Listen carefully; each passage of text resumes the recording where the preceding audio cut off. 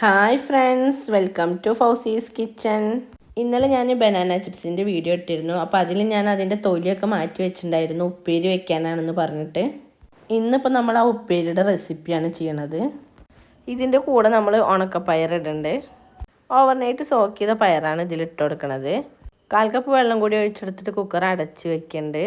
4 വിസിലടിച്ച് കഴിഞ്ഞാൽ flame off ചെയ്തിട്ടുണ്ട്. കായയുടെ തൊലി എടുക്കാൻ അറിയാത്തവർക്ക് വേണ്ടിയിട്ടാണ് ഞാൻ ഇതൊന്നും കൂടിയും കാണിക്കണത്. 2 സൈഡും കട്ട് ചെയ്ത് കളഞ്ഞിട്ട് സെൻറ്റർ ഭാഗത്തൊരു വരട്ടെടുത്തിട്ട് ഇങ്ങനെ അടർത്തിയെടുക്കുകയാണ് വേണ്ടത്. ഇത് ബനാന ചിപ്സ് ഉണ്ടാക്കാൻ വേണ്ടി എടുത്ത തൊലികളാണ്. അപ്പോൾ അത് ഞാൻ ഫ്രിഡ്ജിൽ എടുത്ത് വെച്ചിട്ടുണ്ടായിരുന്നു. ഉച്ചയൂണിൻ്റെ സമയത്ത് ചില ഹോട്ടലിൽ കയറുമ്പോൾ ഈ ഉപ്പേരി കിട്ടാറുണ്ട്. നല്ല ടേസ്റ്റുള്ള ഉപ്പേരി തന്നെയാണ്. ഈ സമയത്ത് നമുക്ക് കായത്തൊലിയൊക്കെ ഒന്ന് കട്ട് ചെയ്തെടുക്കണം. ഇതുപോലെ ചെറുതാക്കിയിട്ടാണ് കട്ട് ചെയ്തെടുക്കേണ്ടത്. ഒരു പാത്രത്തിൽ കുറച്ച് വെള്ളം എടുത്തിട്ട് അതിൽ കുറച്ച് ഉപ്പിട്ടൊക്കെയുണ്ട്. നമ്മൾ അരിഞ്ഞെടുക്കണതൊക്കെ ഈ വെള്ളത്തിലേക്കാണ് ഇട്ട് കൊടുക്കുന്നത്. കായത്തൊലിത്തെ കറ പോകാൻ വേണ്ടിയിട്ടാണ് ഇത് ചെയ്യണത്. ഇതുപോലെ നമ്മൾ മുഴുവനായിട്ട് അരിഞ്ഞെടുക്കുന്നുണ്ട്. ഇനി ഇതിത്തെ വെള്ളമൊക്കെ കളഞ്ഞിട്ട് ഇത് നന്നായിട്ട് കഴുകിയെടുക്കുന്നുണ്ട്.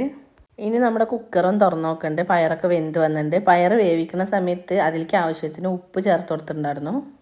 നമ്മൾ അരിഞ്ഞ് വെച്ച കായത്തൊലികൾ ഇനി കുക്കർക്ക് ഇട്ട് കൊടുക്കുന്നുണ്ട്. വെള്ളം നമ്മൾ നേരത്തെ പയറിൽ ചേർത്തതുണ്ട്. ഇനി വെള്ളം ചേർത്ത് കൊടുക്കേണ്ട ആവശ്യമില്ല. ഉപ്പിൻ്റെ അളവ് ഇനി കുറവ് തോന്നുക വെച്ചാൽ അപ്പം ഇനി ഇട്ട് കൊടുക്കുക. ഇതെല്ലാം കൂടിയിട്ടൊന്ന് മിക്സ് ആവാൻ വേണ്ടിയിട്ട് കുക്കർ ഒന്ന് കുടഞ്ഞു കൊടുത്തിട്ട് അടച്ച് വെച്ചിട്ട് വേവിക്കുന്നുണ്ട്. കുക്കർ ഒരു വിസിലടിച്ചിട്ടുണ്ടെങ്കിൽ നമ്മൾ ഫ്ലെയിം ഓഫ് ചെയ്തിട്ടുണ്ട്. ഒറ്റ വിസിൽ മതി. കൂടുതൽ അടിച്ച് കഴിഞ്ഞാൽ നമ്മുടെ ഉപ്പേരി കുഴഞ്ഞു പോവുള്ളൂ. ഇനി ഇത് താളിക്കാനായിട്ട് 7 ചെറിയ ഉള്ളിയും 4 വെളുത്തുള്ളിയും ചതച്ചെടുക്കുന്നുണ്ട്. ഒരു ചട്ടി എടുത്തിട്ട് അതിലേക്ക് 2 ടേബിൾ സ്പൂൺ വെളിച്ചെണ്ണ ഒഴിച്ച് കൊടുത്തിട്ട് ചതച്ച് വെച്ച ഉള്ളി അതിലേക്ക് ഇട്ട് കൊടുക്കുന്നുണ്ട്. ഉള്ളി ഒന്നായി വരുമ്പോൾ ഒരു പിടി കറിവേപ്പില ഇട്ട് കൊടുക്കുന്നുണ്ട് കേട്ടോ. ഇനി ഇത് രണ്ടും കൂടിയിട്ട് നന്നായിട്ട് വഴറ്റിയിട്ട് രണ്ടും പാടെ മൂത്ത് വരുന്ന സമയത്ത് 3 ടീസ്പൂൺ ചതച്ച മുളക് ഇട്ട് കൊടുക്കുന്നുണ്ട്. ഈ സമയത്തൊക്കെ ഫ്ലെയിം കുറച്ചിട്ട് തന്നെ വെക്കണം, അല്ലെങ്കിൽ മുളക് പെട്ടെന്ന് കരിഞ്ഞു പോവും. മുളക് നന്നായി മൂത്ത് വരുന്ന സമയത്ത് നമ്മൾ വേവിച്ച് വെച്ച് കായത്തൊലിയും പയറും ഇതിലേക്ക് ഇട്ട് കൊടുക്കണം. ഇപ്പോൾ മുളക് നന്നായി മൂത്ത് വന്നിട്ടുണ്ട്. ഞാൻ കുക്കറിൽ വേവിച്ച് വെച്ചത് ഇതിലേക്ക് ഇട്ട് കൊടുക്കുന്നുണ്ട്.